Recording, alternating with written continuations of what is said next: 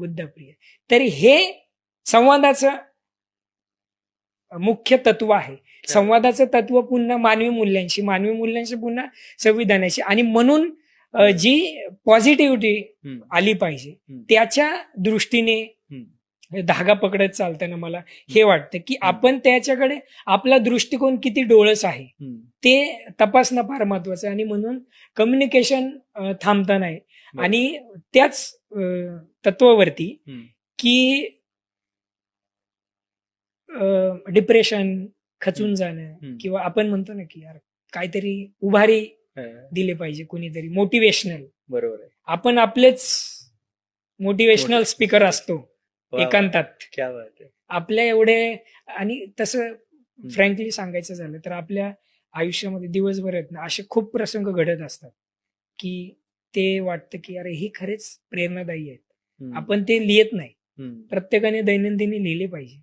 रोजच्या काही एक अपडेट गोष्टी ठेवल्या पाहिजे. तशी आहे की आणि मग दुःखात दुःख ओढायचं नाही. आणि मग दुःखात दुःख ओढायचं नाही. काही झालं तरी मैदान सोडायचं. वा वा. आणि मग दुःखात दुःख ओढायचं नाही. काही झालं तरी मैदान सोडायचं नाही. राजकुमाराच्या येण्यानं गुलाबी वाटू शकतं.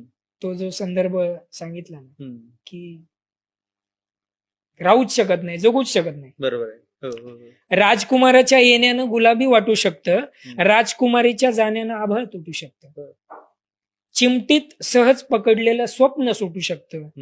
अपयशाचं मळप मनात तीव्र दाटू शकतं. पडायचं, उठायचं, पेटायचं. पडायचं, उठायचं, पेटायचं, रडायचं नाही.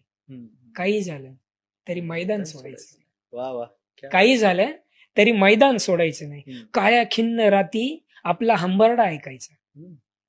काळ्या खिन्न राती आपला हंबरडा ऐकायचा. उंच झेप घेऊन आपला उंबरठा ओळखायचा. दिशाभूल वाटेतला मार्ग आपणच टाळायचा. आपल्या व्याख्येचा नियम आपणच पाळायचा. नम्रतेने हजारदा वाकायचं. नम्रतेने हजारदा वाकायचं. पडायचं नाही. काही झालं तरी मैदान सोडायचं. वा वा वा. काही झालं तरी मैदान सोडायचं नाही. अस्वस्थ होईल, भांबावून जाईल, रडायला येईल. अस्वस्थ होईल, भांबावून जाईल, रडायला येईल, तडफड होईल, गडबडून जाईल, भिडायला होईल. मनासारखं होईलच असं नाही, पण शिकता येईल. मनासारखं होईलच असं नाही, पण शिकता येईल. आपणच मग पक्के होऊ, माती सुद्धा विकता येईल. वा. आपणच मग पक्के होऊ, माती सुद्धा विकता येईल.